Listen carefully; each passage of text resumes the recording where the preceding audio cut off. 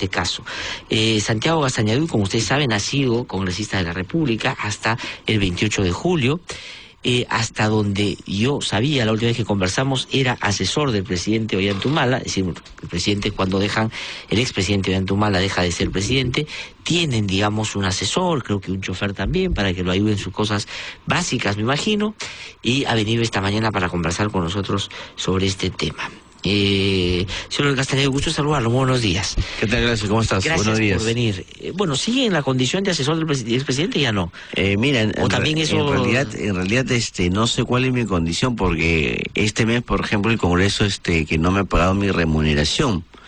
Yo entiendo que han podido suceder varias cosas, o es que me han despedido, o es que me han rebajado la categoría y la condición, y sería bueno, aprovechando acá tu medio de comunicación, que la presidenta del Congreso, la señora Luz Delgado, aclare, ¿no?, por un acto de cortesía, cuál es la situación legal, ¿no? Pero yo, al margen de todo eso, yo sigo apoyando al presidente Ollantumala. Como yo he dicho, yo lo apoyo no por un sueldo, porque creo que es un honor trabajar con un expresidente, ¿no? De acuerdo, vamos a entrar ahora a las consideraciones más políticas y entrar al caso, a las investigaciones a Nadine Heredia y Ollantumala.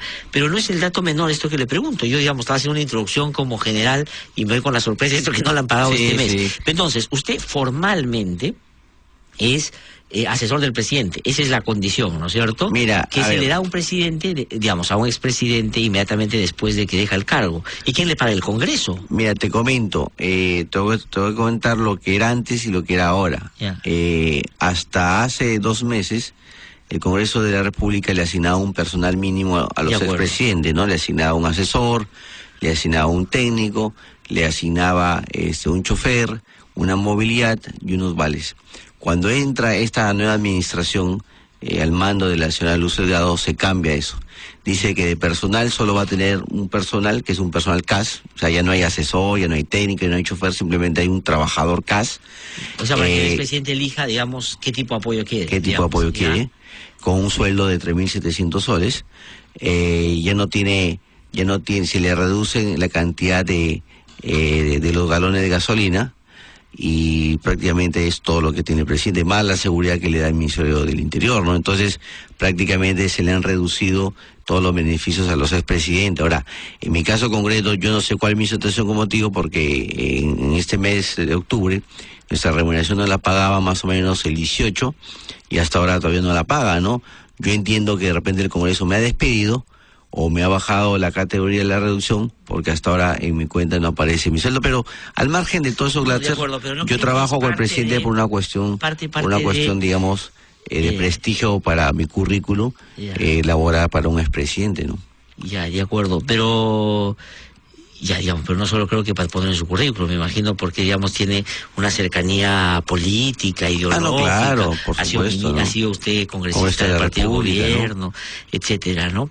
Pero, digamos, conversa con el presidente permanentemente, sí, es decir, por este apoyo que le da al margen del sueldo, ¿no? ¿Habla con él todos los días? Sí, conversamos con bastante frecuencia. Lo apoyo, por ejemplo, cuando tiene que concurrir a las diligencias. Hemos estado apoyándolo en su visita al Ministerio Público del último viernes, que por ejemplo se decía que ya el presidente no iba a ir, que se iba a fugar, con lo cual demuestra que nuestra línea de conducta siempre ha sido someternos a todas las investigaciones, tanto en el Ministerio Público, en el Poder Judicial, como en el Congreso de la República. Lo que también nosotros hemos exigido de manera reiterada es que se nos respeten nuestros derechos fundamentales. Lo que pasa que en el Perú todavía no entendemos qué significa derechos fundamentales. Lo que pasa es que no hay un arraigo, no han echado raíces todavía los derechos fundamentales.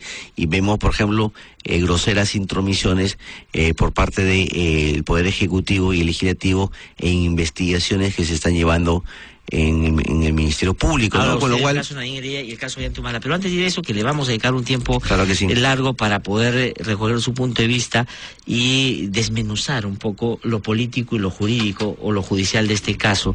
Pero sobre el presidente, voy no solo a la consideración, si uno quiere más política o judicial, sino personal. ¿Cómo está el presidente Ollantumala? ¿Tranquilo, asustado, temeroso? ¿Siente que se le viene la noche De repente no por tener responsabilidad en algo que se le imputa, sino porque la política se está como moviendo en esa dirección. ¿Cuál es, digamos, cuando conversa con él, qué siente usted? ¿Que está preocupado, muy preocupado? Está tranquilo. Tampoco se puede negar que, digamos, que muestra alguna preocupación por esta persecución, porque es una persecución política que ha sido iniciada por el Ejecutivo y Legislativo con la finalidad de arrinconar al Ministerio Público y al Poder Judicial y que ellos respondan a los intereses, ¿no? Y esto es lamentable porque nosotros pensábamos que el Perú había alcanzado cierto nivel de institucionalidad, sobre todo en estas instituciones que son tutelares para la defensa de los derechos de las personas, ¿no? Entonces, eso sí motiva una preocupación porque sientes que ya la justicia en tu país no está llamada para defender tus derechos, sino para responder a intereses subalternos, en este caso el Poder Ejecutivo y el Poder Judicial. Hemos visto una grosera intromisión por parte de la Cancillería, por parte del propio Premier. Yo creo que en cualquier otra sociedad civilizada hubieran llamado al canciller y el propio Premier para que explique por qué esa intromisión. Hasta el propio juez Carguancho, en la audiencia del último viernes, ha tenido que salir y llamarle la atención al propio Premier diciendo que él no prolongó el impedimento de salida de la señora Nadine Heredia porque el fiscal no se lo pidió. Entonces, imagínate, o sea, que respondiendo ya utilizamos políticamente, o sea, frente a un pedido más político que judicial, digamos. Entonces, imagínate cómo, o sea, yo nunca he visto cómo un juez tiene que responderle en una audiencia que tiene o que debería tener todos los ribetes de juridicidad, entrar a un tema, a un plano político que no le corresponde a un juez. Hemos visto, me contaban ayer al juez Carguancho dando declaraciones a un medio de comunicación, cuando todos sabemos que esta investigación todavía es reservada. Entonces yo creo que acá estamos politizando la justicia, lo cual es peligroso porque si tú como ciudadano ves que esto pasa con otras personas, creo que uno con argumentos sólidos puede decir que en tu caso tampoco vas a tener justicia, ¿no? Ahora, entonces, eso que nos dice, está perdiendo, perdóname. Sí, no, es que quiero diferenciar, porque la gente podría decir, claro, a un administrador de justicia no se le puede negar la posibilidad de ejercer libremente en una sociedad democrática y expresar su punto de vista. Pero hay una diferencia, por ejemplo, entre el juez y el fiscal, ¿no? Porque el fiscal persigue el delito, puede salir y decir, estamos imputando este delito, este es nuestro caso, queremos llegar ahí. Funciones distintas, el procurador puede salir a decir, argumentar, supuesto. Pero el juez es el que define, el que, digamos, no puede contaminar su punto de vista por otros elementos que no sean los que se discuten en el juicio. Además, hay que tener cuidado con eso, efectivamente. Además, Glatzer, acuérdate que esta es una investigación. Por otros elementos que no sean los que se discuten en el juicio. Además, hay que tener cuidado con eso, efectivamente. Además, Glatzer, acuérdate que esta es una investigación todavía reservada. Los jueces y los fiscales hablan a través de sus resoluciones. Lo que yo he visto, y resulta sano, por ejemplo, que después dan una conferencia especial para explicar de repente algún tema dudoso o que no ha quedado del todo claro. Pero eso será después, pero no en plena investigación. Porque todavía va a haber el caso, ¿no es cierto? Claro, porque estarías adelantando opinión. Entonces, ¿qué garantía, qué seguridad yo tengo como investigado que este juez resuelva de manera objetiva, independencia, bajo los parámetros constitucionales y legales? Ninguna. O sea, me parece que acá el Ministerio Público y el Poder Judicial están siendo utilizadas como caja de resonancia del Congreso de la República y del Poder Ejecutivo, y creo que eso no debemos tolerar. Creo que en cualquier otro país del mundo creo que ya lo hubieran interpelado al Premier, ahora, al pero canciller, digamos, ¿no? Su afirmación, digamos, para ser cierta, tendrían que confluir por lo menos dos elementos. Uno, que tenemos un Poder Judicial y un Ministerio Público muy débiles que se dejan someter a la presión política, y una vocación de la política de querer hacer las cosas a su manera, saltándose, digamos, el mandato constitucional que dice los que administran justicia son los jueces y fiscales. Así es. Entonces, ¿esas dos cosas están pasando? Definitivamente, ¿no? Lo que pasa es que todavía no hemos conseguido una institucionalidad en estas dos corporaciones, que es el Ministerio Público y el Poder Judicial. Todavía son muy débiles, ¿no? Entonces, ante esta debilidad hace mal, como te digo, que el Poder Ejecutivo y el Poder Legislativo metan sus manos, con lo cual contaminan justamente la investigación. Entonces, yo como investigado, ¿qué garantía puedo tener que ese juez, que ese fiscal va a someter sus decisiones a lo que le dice la Constitución y la ley. Y no solo lo dice Santiago Castañeda y Glatzer, lo dicen diferentes especialistas en derecho penal, en derecho procesal penal, en la cual consideran que la actuación del fiscal y del juez escapa justamente del marco jurídico que le señala la norma. Por ejemplo, lo que ha resuelto el juez Carguancho no está establecido en el propio Código Procesal Penal. Eso es lo que lo acaba de decir, por ejemplo, el doctor Arsenio Oreguardia. En un artículo publicado el día domingo, el doctor Lamas Puquio ha dicho lo mismo. Entonces, creo que aquí se están utilizando las instituciones tutelares, porque estas son las llamadas a defender los derechos de la persona, porque al final el fin supremo del Estado y la sociedad es la persona humana, al margen además de que el Estado tenga el derecho de perseguir y legítimamente sancionar claro, los delitos, pero también hay que cautelar esos derechos fundamentales. De acuerdo, además una sociedad democrática, un Estado constitucional de derecho, digamos, se basa en los contrapesos, y el sistema de justicia es para justamente mitigar o evitar el abuso del poder, tanto del Ejecutivo como del Legislativo. Pero ¿por qué el Ejecutivo, desde su punto de vista, se mete y le tiene esa bronca a Nadine Heredia, que digamos, le hablan a Juan para que escuche Pedro, porque es a Nadine, pero para que escuche Ollanta también, claro. Porque a Ollantumala también lo van a meter en la misma condición. Claro, la diferencia es que ella se fue y él está acá, pero lo que le den a Nadine se lo van a dar a él. Si le dan prisión preventiva a Nadine, yo creo que van a hacer lo propio con Ollantumala. Pero ¿por qué, desde su punto de vista, el Ejecutivo está embarcado en eso? ¿Por qué? Yo tengo dos lecturas. Una, puede ser que está respondiendo a las peticiones de Fuerza Popular, un poco en este juego político del toma y daca. Te doy algo, pero persíguelos a Ollanta y Nadine. Esa es una. Y dos, porque quieren distraer justamente la opinión pública de temas más importantes. Hay temas más importantes como el tema de la seguridad ciudadana, que hasta ahora, acuérdate que una de las promesas del gobierno, el ministro del Interior decía que en 100 días ya las cosas iban a estar más claras. Acaban de matar un fiscal decano en el interior del país. Tenemos el tema de los bosques forestales en el norte, en mi región Piura y en Cajamarca. Tenemos el tema de la sequía en el norte y en el sur. O sea, hay problemas graves que hasta ahora este gobierno no ha sabido afrontarlo, y ven justamente en el tema de Nadine y el tema del presidente de Ollantumala una forma de poner esos temas en agenda y que la opinión pública se distraiga en los temas más importantes que nos aquejan, ¿no? Para distraer, y el otro es, digamos, para seguir en esta lógica de congraciarse con Fuerza Popular. Porque acuérdate, Glatzer, que en los últimos tiempos se están nombrando como funcionario del gobierno del presidente Pedro Pablo Kuczynski gente allegada, por ejemplo, a Fuerza Popular. El último ha sido el señor Vladimiro Guaroc, ha sido como gerente de Petroperú. Es un cargo que no existe, además. Es un cargo que no existe, y además que es una empresa en la cual van a ir ingenieros petroquímicos, ingenieros de petróleo. Entonces nos sorprende que vaya un político a una gerencia tan importante, ¿no? Sí. Además, digamos, sin ganar la elección, efectivamente, por lo menos los vicecandidatos presidentes ya están trabajando todos. Por supuesto, en el Estado. ¿no? Pero quiero que vayamos a una pausa, señor Santiago Castañeda, porque quiero preguntarle varias otras cosas que donde su opinión sin duda va a ser interesante. Vamos a una pausa y regresamos aquí en No hay Derecho. 1.1 8:07 de la mañana, estamos de vuelta aquí en No hay Derecho. Estamos conversando con Santiago Castañeda, hasta hace poco congresista, bueno, ya no tan poco, han pasado más de 100 días después del 28 de julio, pero fue congresista en su momento el partido oficialista.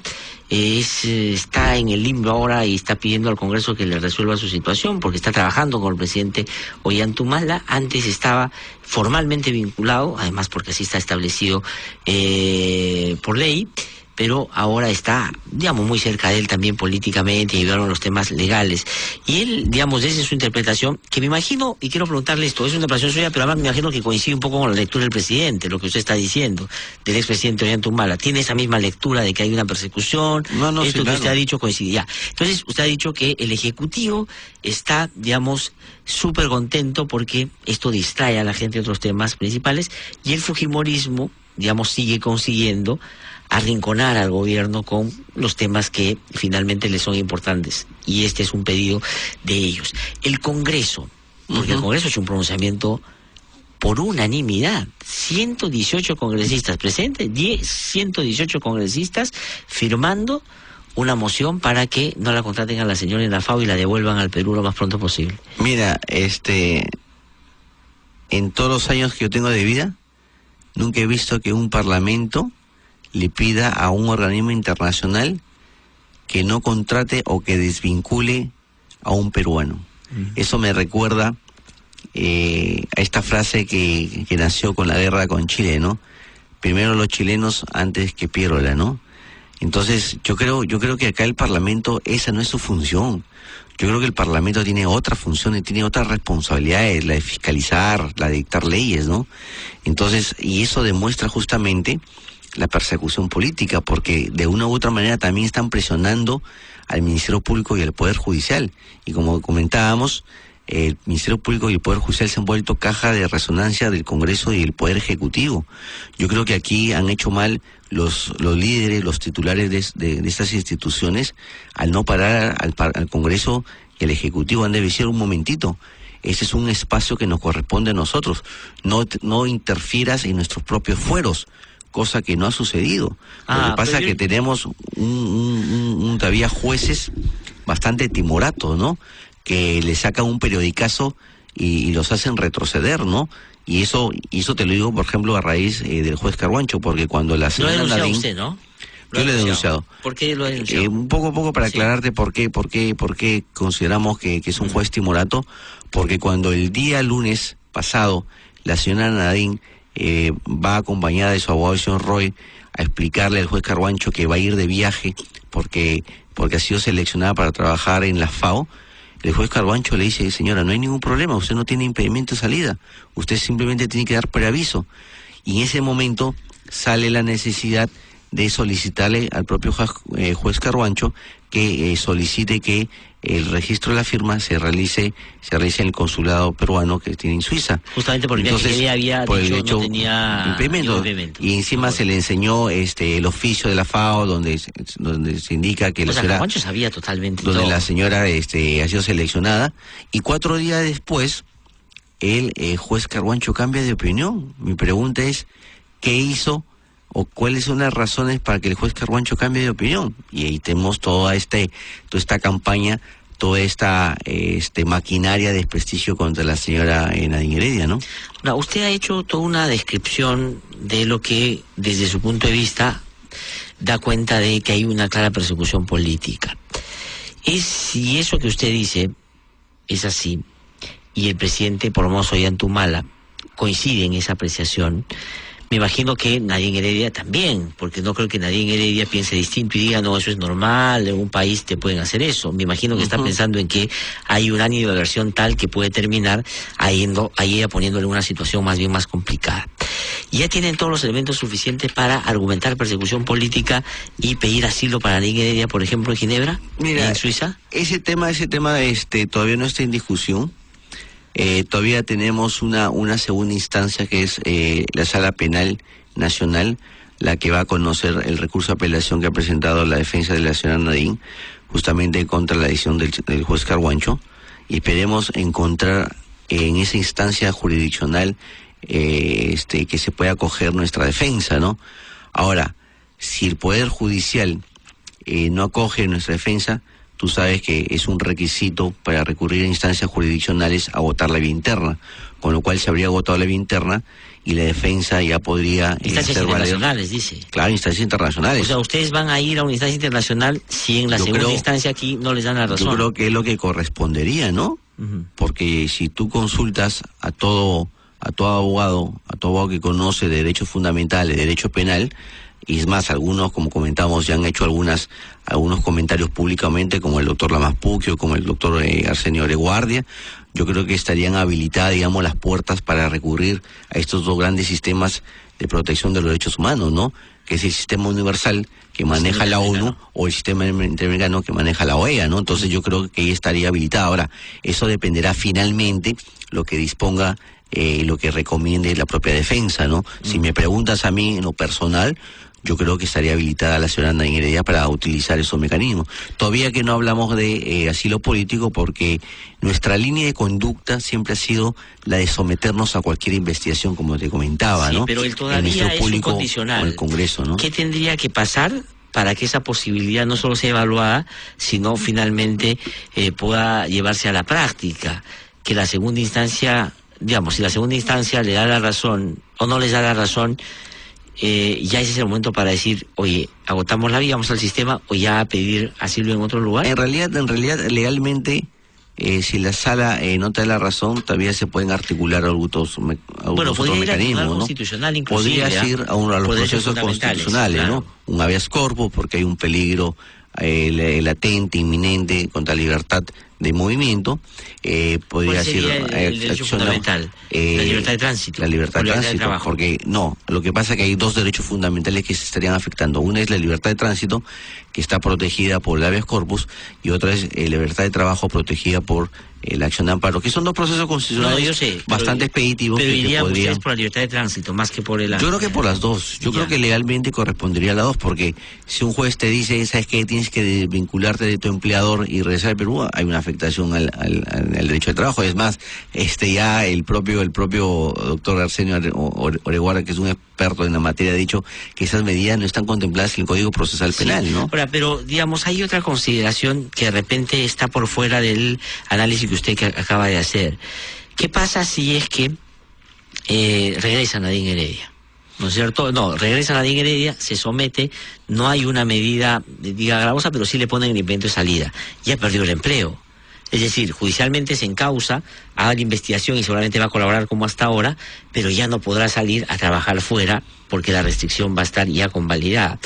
Y si no regresa, le van a dar prisión preventiva, van a pedir orden de captura y van a tener que detenerla ahí donde sea posible hacerlo internacionalmente. No, yo creo que sería un error, ¿no? Yo creo que sería un error pedirle la prisión preventiva en caso de ella regrese, ¿no? Porque si ya está acá, se está cumpliendo con el mandato dispuesto por el propio juez Carruancho, porque el juez Carruancho lo que le ha dicho, regresa, desvincúlate con la FAO, y le ha dado un plazo de 10 días. Si está cumpliendo con el mandato, yo no creo que le dicten en ese caso no le van a dar orden de detención, tengo la impresión, pero sí le van a impedir que salga del país, por lo tanto ya no va a poder ir a trabajar a Suiza. Mira, o sea, el trabajo ya lo perdió, eso es lo que quiero decirle. Pero para eso está justamente los procesos constitucionales, ¿no? Por eso está el proceso de amparo, que entre otros derechos protege la libertad de trabajo, es el derecho que uno tiene para escoger si trabaja y con quién trabaja, ¿no? Entonces, yo creo que aquí me da la impresión que el juez Carruancho que no ha reparado que con su decisión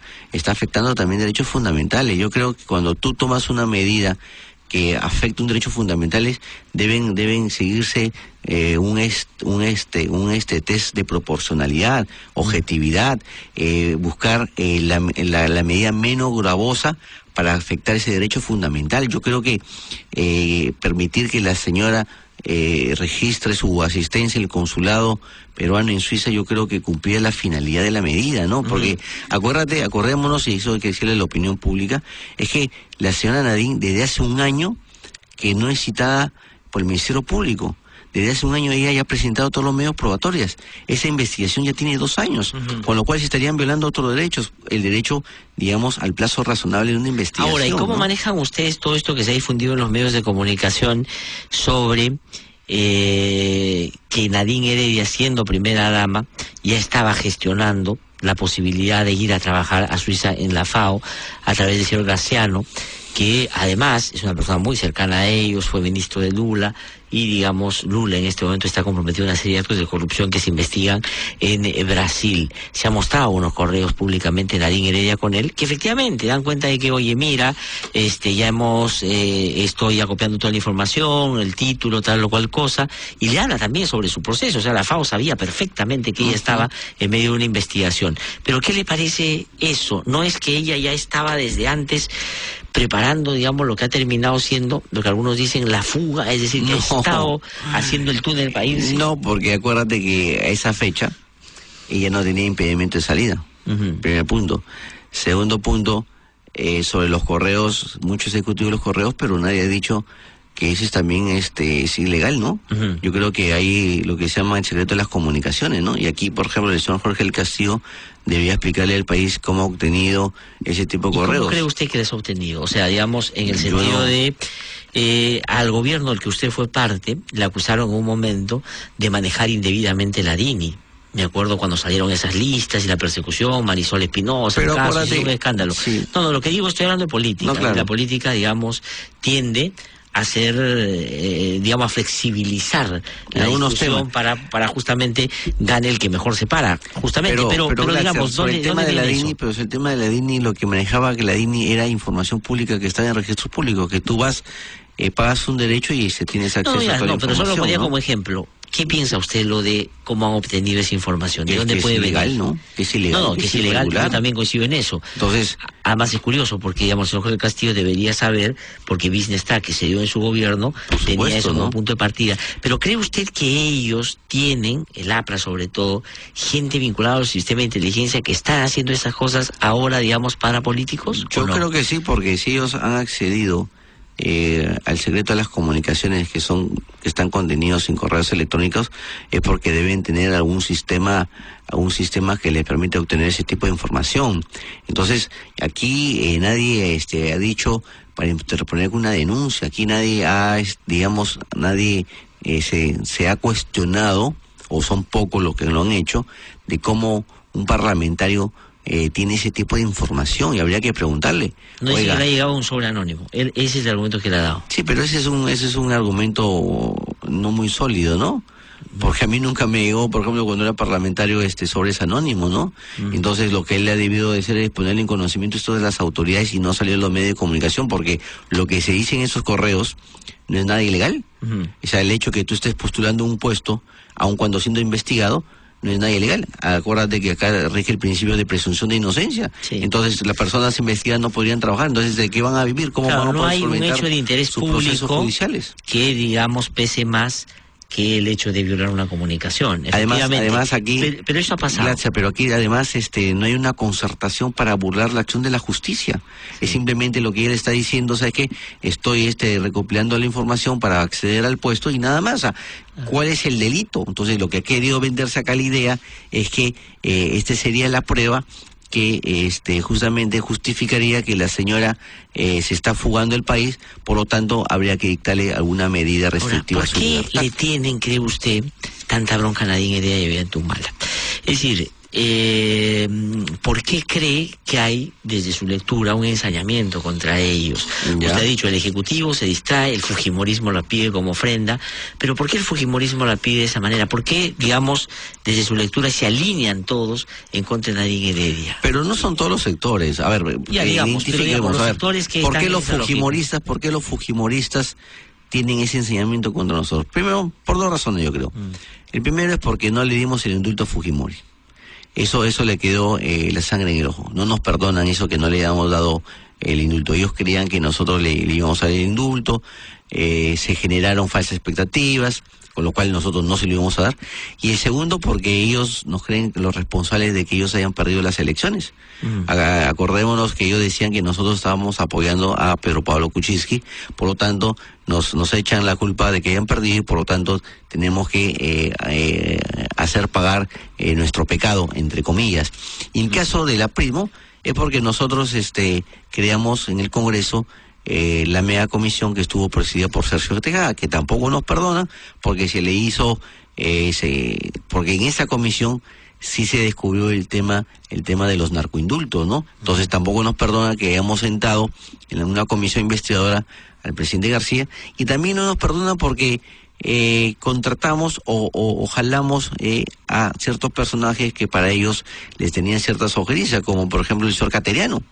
El señor Cateriano ha sido declarado enemigo tanto del APRA como del Fujimorismo, entonces no nos perdonan que nosotros lo hayamos llevado al gabinete. Entonces, toda esa serie, digamos, de circunstancias, ellos consideran que nosotros debemos pagar y qué mejor que iniciar una persecución política, presionar al Ejecutivo para que nos arrincone, presionar al Ministerio Público, presionar al Poder Judicial para que se dicten medidas restrictivas contra nosotros. Pedro Cateriano, hasta él, como ha sacado su cuarta del caso, ha dicho que la FAO es políticamente una equivocación. ¿Cómo se le ocurre a Nadine Heredia, pues en medio de esa circunstancia, plantearse una salida a Suiza para trabajar, respetando el derecho de trabajo y todo, pero digamos, ¿por qué hacerlo de esa manera? Mira, una persona me comentaba que lo que ha dicho Cateriano, porque ha conversado esta persona, es que lo que él quería decir es que el error parte de la FAO, pero que la señora Nadine tenía, digamos, todo su derecho a ser contratada por la FAO porque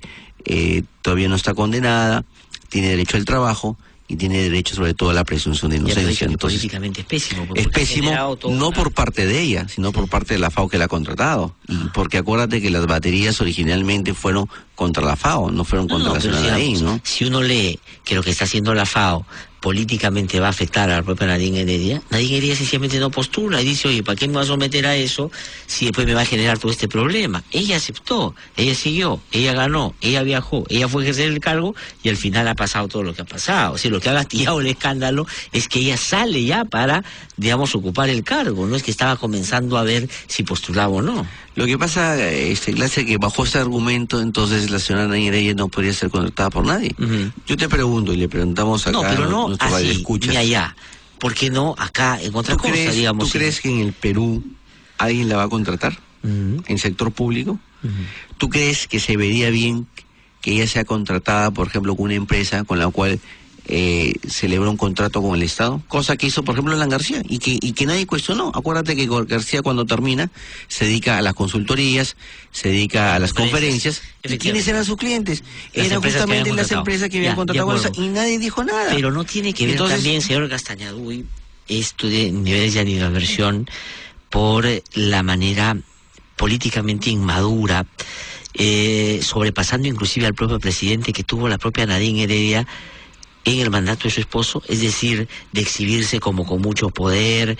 Y lo otro que quiero decirle, el pelearse con todo el mundo, porque hay un sector del cual usted no ha hablado, que está, digamos, en primera línea en contra de Nadine Heredia y Ollantumala. Gente que estuvo con usted, Abu Gataz, Chejade, Marisol Espinosa, todos ellos, que fueron muy cercanos a Nadine Ollanta, a ustedes, ahora están en contra y dicen, inclusive más que los fujimoristas sobre ellos. Pero tenemos que, digamos, evaluar el testimonio de cada uno de ellos, ¿no? Chejade yo creo que no es un testimonio válido, ¿no? Chejade es un libro, La Usurpadora, que dice que Nadine Heredia manejaba el poder. Chejade critica porque fue desalojado de la bancada.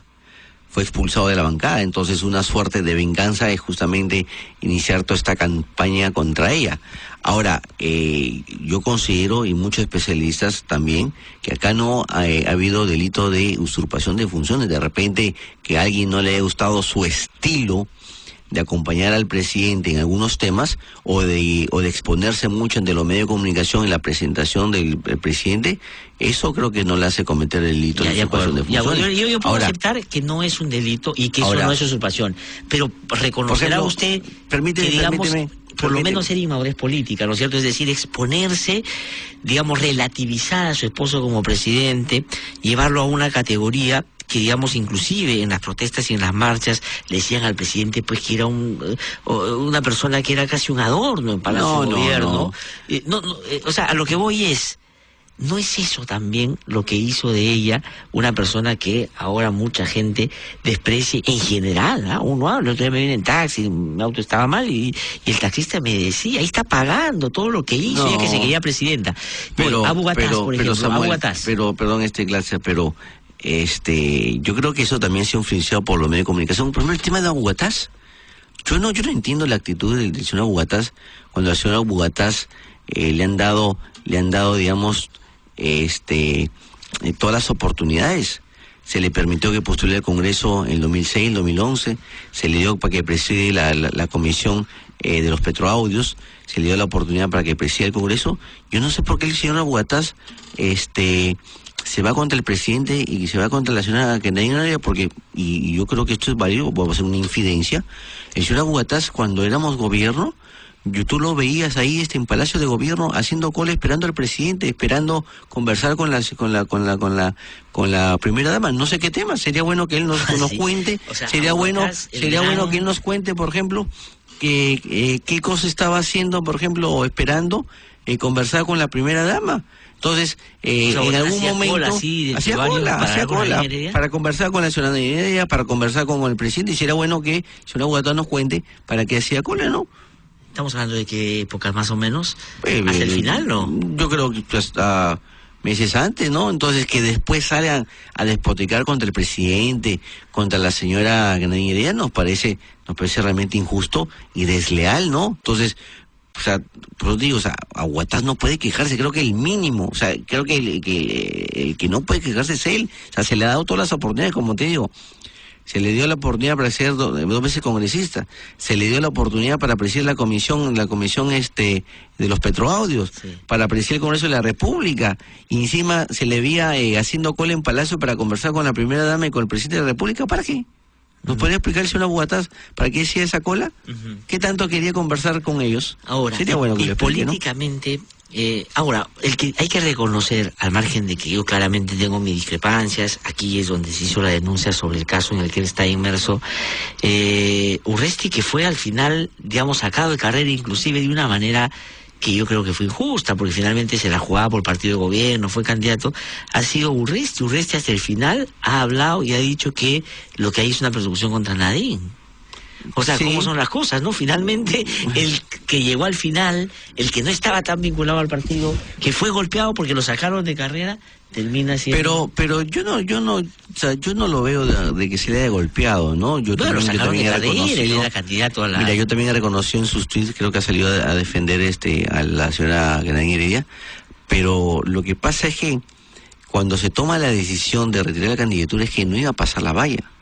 Y tú sabes que ya las normas se habían cambiado y se exigía que para poderte inscribir necesitabas el 5% del electorado de las últimas elecciones, con lo cual era más de 1 millón de votos.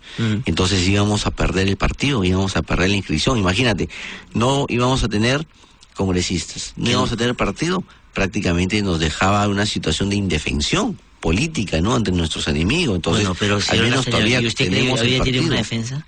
O sea, digamos, hoy día hay una cosa distinta a la que usted ha descrito. Yo creo que en la medida que esto vaya pasando... O sea, dígame 5 nombres de gente que defiende a Nadine y a Antomala. Somos varios, ¿no? O sea, no, pero digamos, diligentemente, aparte de sus abogados, ¿no? Pues claro, son pagados para que lo defiendan. No, acá salvo uno que otro, pero el resto, al menos los que han formado parte de la estructura del Estado, ellos lo hacen de manera voluntaria, ¿no? No, pero a lo que voy es, separe usted a los abogados, que lo hacen porque son abogados. Digo, políticamente, ¿cuál es la defensa de Ollanta Humala? Está, por ejemplo, Molina, está Freddy Otárola, Agustín Molina, pues, está Freddy Otárola. Bueno, pero más o menos en sus ratos libres, ¿no es cierto? Está Teo, o sea, somos varios los que defendemos, pero digamos al gobierno, ¿no? El gobierno que acaba de terminar es poco. Pero acuérdate, Glatzer, que... Y tengo que terminar, porque nos hemos pasado largamente lo que habíamos tenido previsto para esta entrevista. Pero son conscientes, el presidente es consciente, Nadine es presidente, que pueden terminar en la cárcel.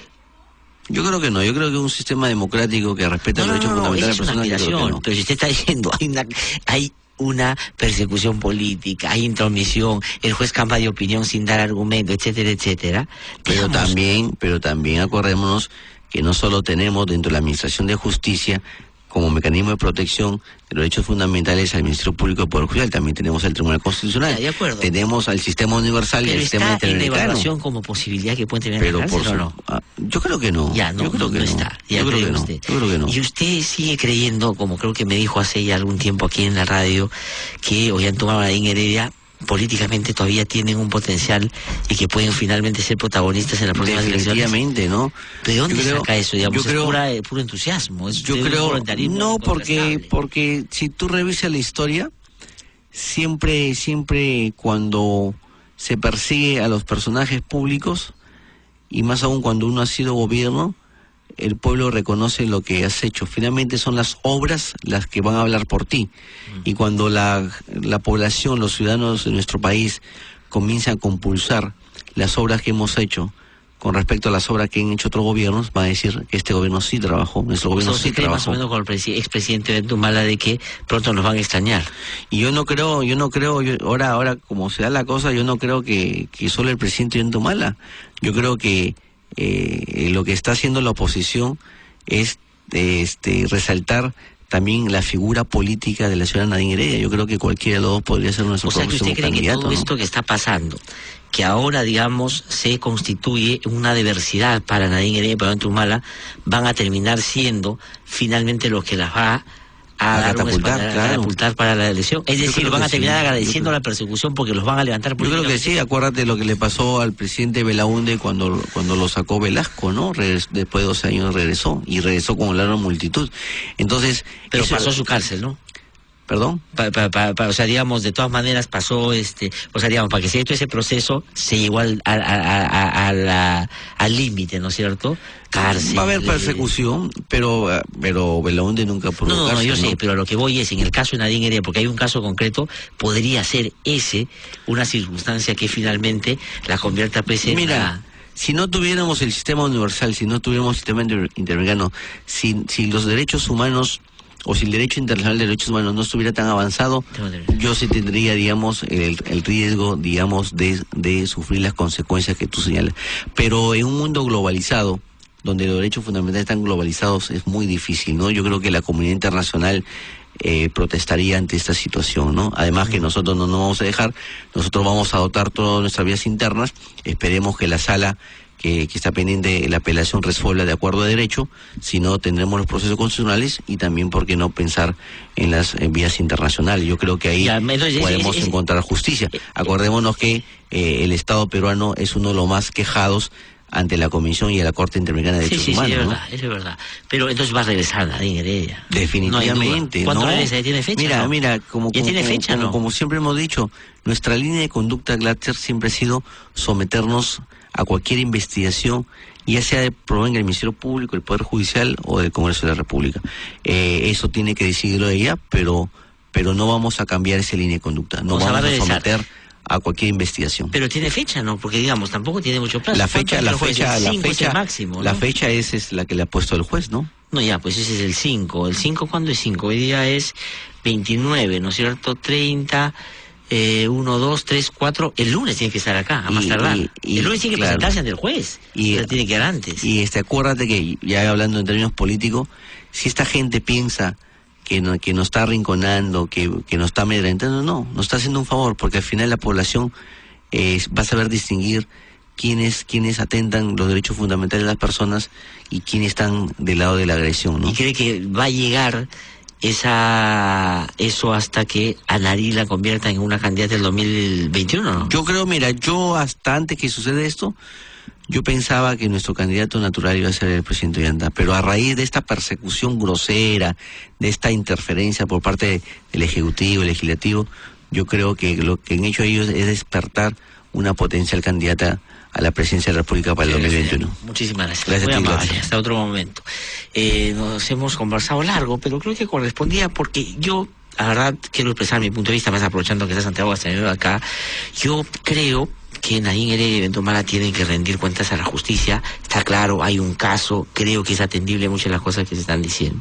Pero al margen de las antipatías, y a mí me parece, como lo he hecho en otros momentos, que no fue un buen gobierno de Ollanta, creo que el Estado de Derecho tiene que estar por encima de todo. No se puede generar, digamos, actos de arbitrariedad que hagan finalmente, o que tengan como dos consecuencias lógicas y concretas.